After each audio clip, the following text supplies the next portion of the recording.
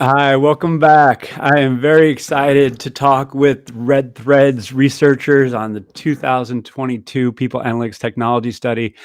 Before I do that, I want to acknowledge what's happening in Ukraine, and I want to encourage everyone to stay involved. I know it's exhausting, but it affects us all. Having lived in Kiev and started a business there, it's something that's very important to me, so I'll continue to encourage everyone to get involved.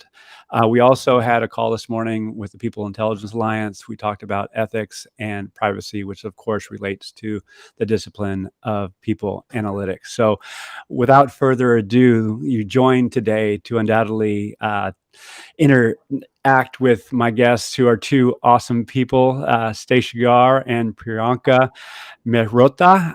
Priyanka, how did I do with the pronunciation this time around? Not bad. Getting there. Give me a B. Give me a B. If you would, Priyanka, introduce yourself and a little bit about the study. Yeah, sure. So my name is Priyanka Mehrotra. I'm a senior analyst with RedThread. Been with the company for about 3.5 years now. And I've been working with Stacia on our people analytics studies since its inception, so which goes back to actually 2018. And you know this well better than anyone, Al, because you've been supporting us on this project from the beginning. We've been putting out this study on an annual basis. And it's been really interesting to chart people analytics growth since we've been doing that, because we've had so much interest from vendors and customers alike, practitioners who've given us some great feedback about how this study has helped them understand the market. It has helped clarify our thinking, certainly. And it's been great to see the growth of the market in general as well. Yeah. Well, thank you for that. And Stacia, how about yourself? Because and I'll just tee this up, get straight to it, because you've mentioned that people analytics research is one of your favorite domains. Not to say that the others aren't your favorite, but can you speak to what your inspiration was to tackle this? Because it's not an easy discipline to corral and develop a coherent narrative around.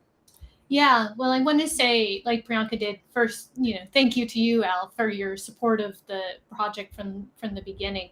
Um, you know, I think that we are at an important inflection point in what is happening in the people analytics space, and particularly technology has a huge impact on what's going to come. And you have your sign and your focus on people data for good, and I think that that is a big part of why I'm also interested in this space. People analytics technology in particular will have a substantial influence, I truly believe, for decades to come. And so being able to help inform the market, help others think through how they might approach it. And then ideally, we were on, as you mentioned, the People Intelligence Alliance Council meeting this morning, to think ethically and responsibly about the data that they're using. So for me, it's a passion in that perspective, in addition to just being, a fascinating topic on its own. So Well, if you're listening, watching today, by all means, ask questions of Stacia and Priyanka as we go. Because one of the things that we did collectively when we first started is, what are some of the mental models that are going to be introduced to draw some meaningful, actionable distinctions to do the study? Priyanka, Stacia, who wants to talk to that right here at the start?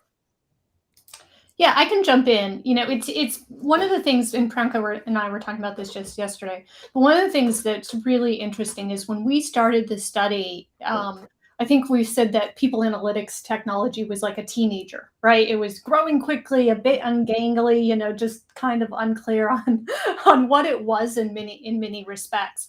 And we have seen that really mature across the last few years, both in terms of what the tools do, but also in terms of vendor and customer client understanding of what they need to do, what they want, what is essential, and really what their business partners are looking for them to drive. So we began with a model, and maybe I can share the 2x2 that we started with, Al. Would that be okay? Yeah, absolutely. Okay, so I'll go ahead and pull that up. It's here in our sorry, in our, there we go. Oh, it says I have to update some settings. So maybe you're able to share it, Ali. I think you had the People Analytics Tech tool. But what I'll just talk it through for a moment is we started with this model of 2x2 where we talked about where the data comes from, or and kind of how the technology tool uses the data. So does it integrate data, or does it create data? And is it used on a continuous basis, or is it used on a frequent basis? And that last distinction might have seemed at the time, people are like, well, really, like, what do you mean there? But we've truly seen this continuous nature now really taking form, where there is a difference. Thank you. Yeah, can you scroll down to the tool itself? Sure. All right. And so, this is kind of how we started thinking about the market. And even this took months and months to figure out, we've got all these tools, how do we put them together? And we came up with this. But then Priyanka and I yesterday, we were saying, you know what, maybe this is done. Maybe it is time to think about this in a totally different manner. And Priyanka, we spent 3 hours yesterday talking through this in all sorts of different other ways that we could think about the market, and we think we might have landed on sticking with this 2x2. And there will be some changes for sure in it, but it's interesting how this, if you're trying to quantify and talk about the entire market, this 2x2 still seems to be working, because it helps people see, like, how often should I be thinking about using this tool? We find in general also those who are on the far right, closer to continuous analysis, they're doing a lot more democratization of data. They're pushing it out. That's why they have continuous data, because they want that more frequent decision-making capability, et cetera. So anyways, the point being that it is still being defined, but it is more defined than it was. But we've been pleasantly pleased by how this way of thinking about the market has actually held up. Well, let me just compliment you, number one, on engaging in that, because I know this because you shared this. There's a resistance by some vendors to be categorized in certain ways. And there's this kind of desire to go out and say that I can do everything. But the reality is not all technologies can do everything that there is to be done, particularly at scale. So, Priyanka, if I might just ask you this question, these distinctions that are being made and creating this ecosystem that actually delivers value over time, at speed, at scale, in sustainable way, these distinctions, are you finding vendors, people analytics technology companies, if we can call them a big classification, embracing their niches and getting kind of really best in class, or are you still seeing some trying to, be everything to everybody? No, absolutely. And I think you hit the nail on the head. We are absolutely seeing that. We are definitely seeing, vendors that we generally classify as employee engagement experience vendors are really going out and pushing themselves on that whole continuous listening spectrum. And we've seen the updates in the market, like we're increasingly seeing vendors bring in both active and passive data together to bring in that continuous listening capabilities to their customers. And that's actually one of the most interesting insights that we found this time while we've been doing we've done like about 30 briefings with vendors so far. And I think one of the trends that we're seeing is increasingly vendors are thinking about this in a more holistic manner, and actually being considerate about what their customers need and how they can bring in all these different signals from their employees and tie that up in a way that is comprehensive for the customers. And similarly for vendors that we call the multi-source analysis platforms, we're like actually seeing them improve significantly in their capabilities to help customers adopt and scale across the organizations. And I think we're going to talk about that in a little while as well, that another interesting finding from our briefings that we've done so far has been that vendors are becoming very clear on what purpose they want their solution to solve. So whether it's letting people analytics practitioners do their advanced analytics by taking that data out of their tool and using it, putting it in a BI tool and like doing any other additional analysis that they want to do, they're being able to do that. Or if it's serving managers and employees, like just letting them access the tool and the insights that they need from them, being able to let them do that. So there's definitely a very, there's much more clarity in the use case that we're seeing from the vendors this time. Yeah, I'm smiling as you're saying this because it's just so, it needs to be more widely understood. So I celebrate your narrative around it as well as the work you're doing. And so over to you, Stacia, because you having been a professional researcher for a long time now, you're very aware of some of the biases that are in the data and the responses that you're getting. And the truth of the matter is many HR leaders or business leaders did not grow up with people analytics as part of their way of doing things. And there's so much innovation happening in the space. It's incumbent upon leaders inside of HR and out to stay abreast of emerging technologies. And where I'm going with the question is how to adequately budget for it. That's the idea that, oh, I'm going to implement this ERP solution or this core HR system, and all of a sudden I'm going to have analytics, is a naive way of thinking. It truly is an ecosystem. So what is your perspective on the evolution of the understanding of what it takes to actually provide this insight? I use 3 S's: at speed, at scale, in a sustainable way. Do you see it improving? I sense so, but I sense too, there's also more work that needs to be done to actually understand the requisite investments and setting expectations on timing in terms of getting the insight that they seek. Your thoughts there? Yeah, I think I know we don't like to talk about maturity models and curves, but I think that there is a change in sophistication in how organizations think about this.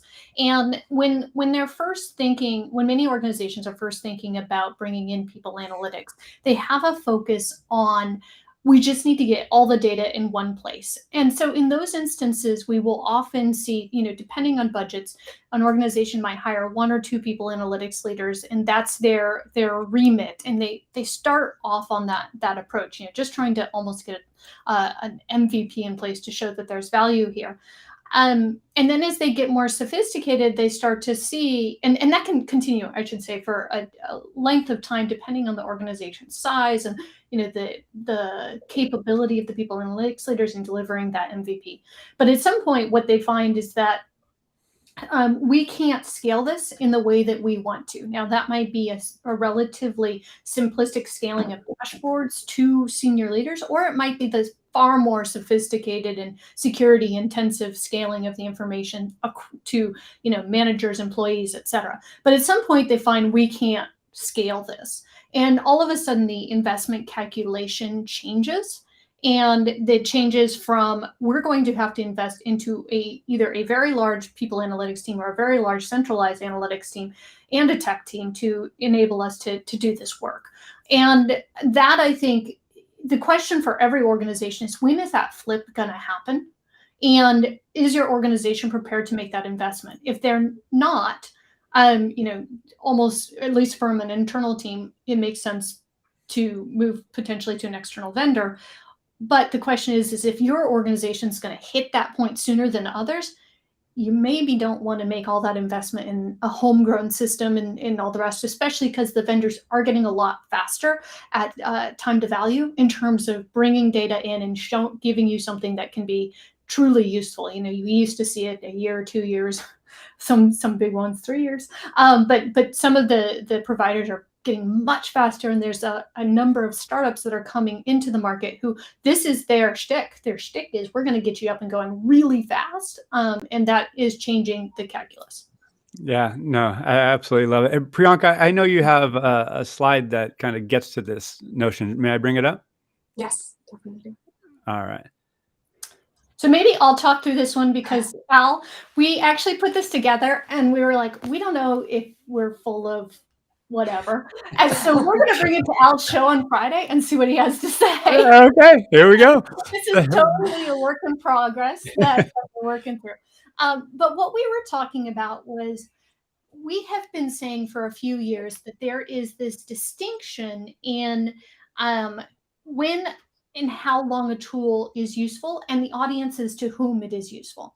And so we tried to articulate that a bit more clearly with this graphic. So what I'll do is I'll describe the people analytics leaders, which are in red first, and then business leaders second. So what we're saying is that, you know, kind of as I described, the tool usage tends to go up, you know, over time as the team gets more sophisticated. So you start with the value being you have data in a single location. It moves on to being in dashboards. You start to do real kind of data integration, meaning external non-HR data integration into the tool. And then you have more continuous data. So that might be metadata from emails, et cetera, from Slack teams, et cetera, coming into the solution. And then and then kind of at the top of the hump, if you will, you have the automation of all that information coming together. But then what we have seen really is that at that point where you kind of get everything integrated in together, a lot of the more sophisticated people analytics organizations are then saying, that's great, but we're going to go put this in a data warehouse, a data store, a data lake, whatever, you know, their particular thing is, or into a centralized data location where this will all get, you know, combined with a whole bunch of other data that the organization's looking at. And so the actual utility of the tool starts to go down for people analytics leaders because the utility has been in everything that happened and then getting everything in one place. But the difference, though, and where these tools still remain extremely useful is if we look at the business leaders and their usage of the tool is, you know, at the beginning, it's data integrity. I can trust the data. Like, yep, like we've got all the right stuff. Finances numbers align with HR. That's great. Then accessibility, I can access it if I'm a business leader. Extensibility, meaning we're getting more data in there that helps me answer greater questions. And then we start to get to the scale thing, which is we get it increasingly adopted across leaders as senior leaders start to make decisions, and then scalable truly across organizations so leaders at all levels can make decisions. And so the tools themselves start to be a lot more useful to the broader organization because they can handle all those scalability issues, the privacy issues, et cetera. And so this, of course, is not saying, you know, that a tool becomes less useful. It's just that kind of the primary audience starts to shift once you get all that data integrated together. So this is what we think we're seeing. What do you think, Al? Well, what comes to mind immediately is Brad Hubbard from Bristol Myers Squibb. I mumbled that pretty badly. Bristol Myers Squibb. He at PAFOW years ago talked about building, solidify, building, solidify, building, solidify. And when you solidify, you're not turning your back on it. There's an implication there that you've not only done the project, but you've served that customer in a sustainable way.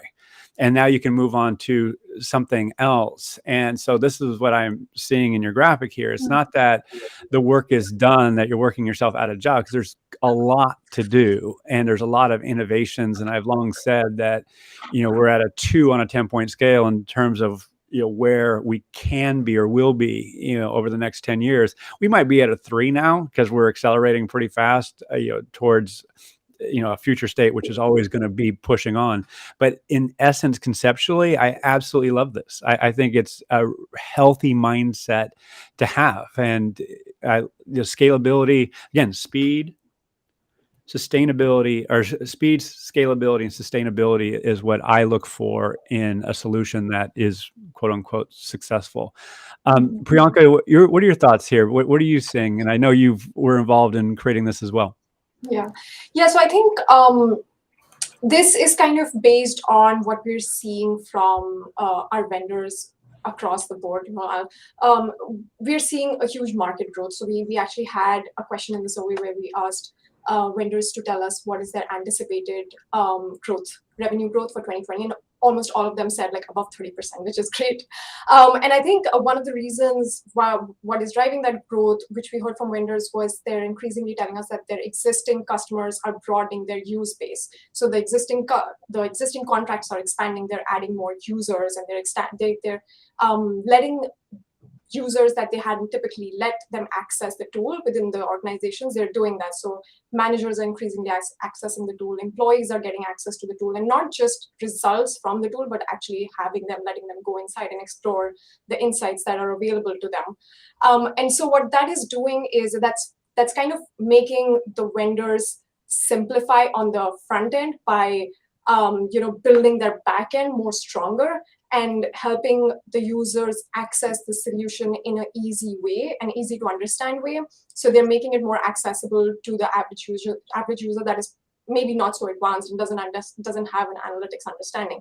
And then what it's also doing simultaneously is this is making vendors cater to people analytics leaders separately so that they have a product that's available to them to be able to do the advanced analytics that they want to be able to do. So let's say they're building products where they can integrate all the data that they have in the organization and bring that out and take it into their custom lake or their Power BI tools or whatever tools that they have, just like what Stacia said. So I think that this graphic that we built kind of really hones in our point that we're seeing a lot more clarity amongst vendors on how their tools are being used and by whom they're being used. I love it.